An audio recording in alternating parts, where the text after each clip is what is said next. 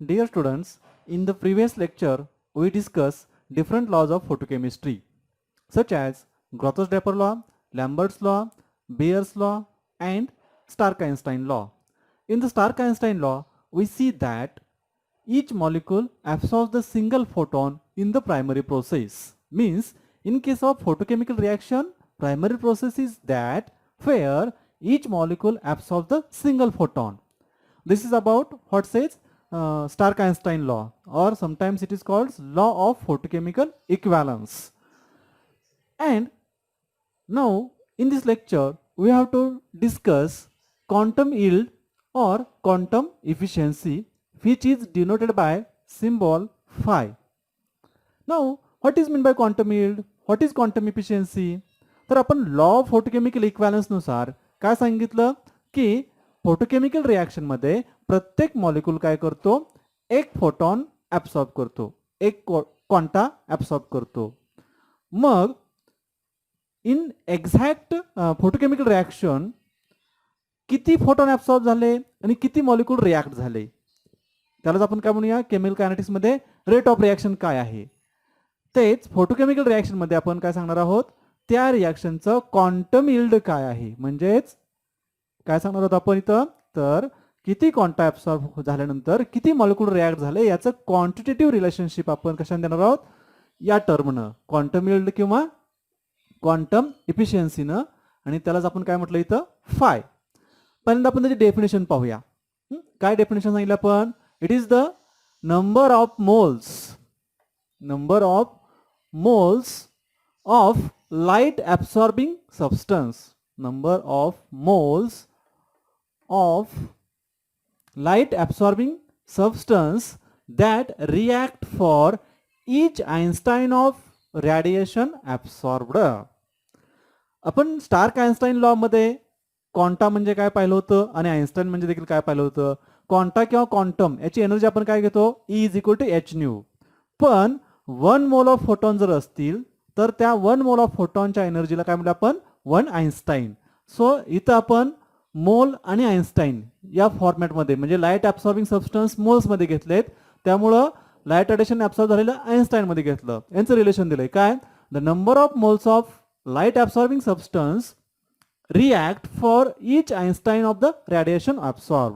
Quantum yield is nothing but या भाषेमध्ये झालं. किंवा यालाच अल्टरनेटिव्ह डेफिनेशन कशी देता येईल, alternately it may be defined as it is the number of molecules of light absorbing substance that react for each quantum of radiation absorbed.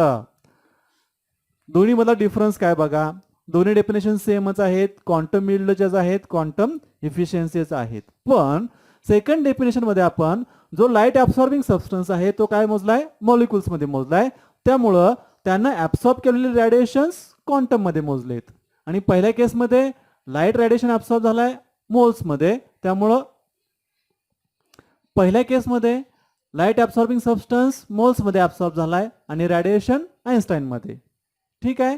मग जे आपण वर्डिंग मध्ये लिहिलं, डेफिनेशन लिहिली, तेच मॅथमॅटिकल फॉर्म्युल्यामध्ये लिहिता येईल आपल्याला. क्वांटम यील्ड साठी सिम्बॉल काय वापरणार आपण, phi. So phi is equal to number of moles reacting in a given time. एका विशिष्ट वेळेमध्ये त्या लाईट ऍब्सॉर्बिंग सबस्टन्सचे किती मोल्स रिॲक्ट झाले तो आकडा, number of moles reacting in the given time divided by number of einsteins absorbed in the same time. म्हणजे त्याच वेळेमध्ये लाईट रेडिएशनचे किती आइन्स्टाईन्स ऍब्सॉर्ब झाले या दोघांचं क्वांटिटेटिव्ह रिलेशन म्हणजेच काय असणार आहे, क्वांटम यील्ड और क्वांटम इफिशियन्सी. हे झालं पहिल्या डेफिनेशन नुसार. आता दुसरी अल्टरनेटिव्ह डेफिनेशन दिली होती त्याप्रमाणे कसं लिहितात आपल्याला, फाय इज इक्वल टू काय चेंज होईल, फक्त मोल्सच्या ठिकाणी मॉलिक्युल्स आणि आइन्स्टाईनच्या ठिकाणी quanta. So phi second mathematical representation असली तर आपल्याला phi is equal to number of molecules reacting in the given time divided by number of quanta absorbed in the same time. किंवा ओव्हरऑल जनरल कसं लिहिता येईल आपल्याला बघा, नंबर ऑफ मॉलिक्युल्स रिॲक्टेड किंवा नंबर ऑफ मोल्स रिॲक्टेड म्हणजेच काय की तिथं असणाऱ्या किती मॉलिक्युलचं प्रॉडक्ट मध्ये कन्व्हर्जन झालं, म्हणजे तिथं रिॲक्शन किती झाली. त्यामुळे आपण जनरली कसं लिहूया, phi is equal to rate of chemical reaction divided by number of Einstein असतील किंवा number of quanta असतील. So rate of chemical reaction divided by number of Einsteins or quanta absorbed in the same time. हे झालं mathematical expressions for quantum yield आणि quantum यील्डची definition. मग असं जर असेल तर according to this formula what will be the value of phi. फायची व्हॅल्यू काय येईल? काय म्हणतोय बघा परत मी. According to Stark Einstein law each molecule absorbs single photon. म्हणजे रिॲक्टिंग सबस्टन्स किंवा तो ऍब्सॉर्बिंग सबस्टन्स जो आहे त्यातला प्रत्येक मॉलिक्यूल काय करेल? एक फोटॉन ऍब्सॉर्ब करेल. असं जर असेल तर नंबर ऑफ मॉलिक्युल्स रिॲक्टेड समजा 1 असेल तर त्या मॉलिक्यूलनं नंबर ऑफ क्वांटा सुद्धा किती ऍब्सॉर्ब केले असणार आहेत? 1 असणार आहे. म्हणजेच क्वांटम यील्डची व्हॅल्यू काय असणार आहे? 1 असेल. According to Stark Einstein law the value of quantum yield और quantum efficiency should be unity 1 असायला पाहिजे. ठीक. आता हे क्वांटम यील्ड का बघायचं? तर quantum yield provides a convenient and significant means for studying the experimental fact in photochemical reaction. म्हणजे जे काय फोटोकेमिकल रिॲक्शन्स आहेत त्याच्या एक्सपेरिमेंटल फॅक्ट्स स्टडी करण्यासाठी आपल्याला क्वांटम यील्डचा उपयोग होईल. अजून काय माहिती मिळते आपल्याला? It gives the useful information about the mechanism of the photochemical reaction. म्हणजे ज्या काय फोटोकेमिकल रिॲक्शन्स आहेत त्याचं मेकॅनिझम कसं असेल, म्हणजे किती मॉलिक्यूलनं किती फोटोन ऍब्सॉर्ब केले आणि त्यानंतर कशी रिॲक्शन झाली, एकाच एक झाली काय झालं त्याचं आपल्याला माहिती क्वांटम यील्डवरून सांगता येईल. So quantum yield is the significant and convenient mean for explaining experimental facts as well as mechanism of photochemical reactions. Generally, most of the photochemical reactions are complex, not such simple. जसं इथे मी सांगितलं एक molecule होता त्याने एक photon absorb केला आणि quantum yield unity आलं. हे एकदम सिंपल रिॲक्शन झाली. Generally photochemical reactions are complex reactions. So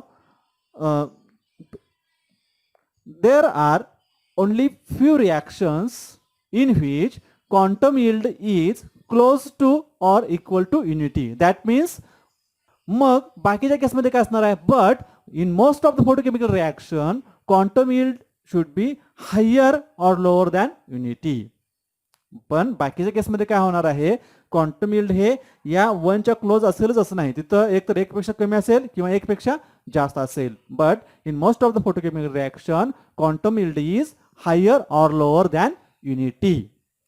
okay, this is about quantum yield और quantum efficiency and its significance.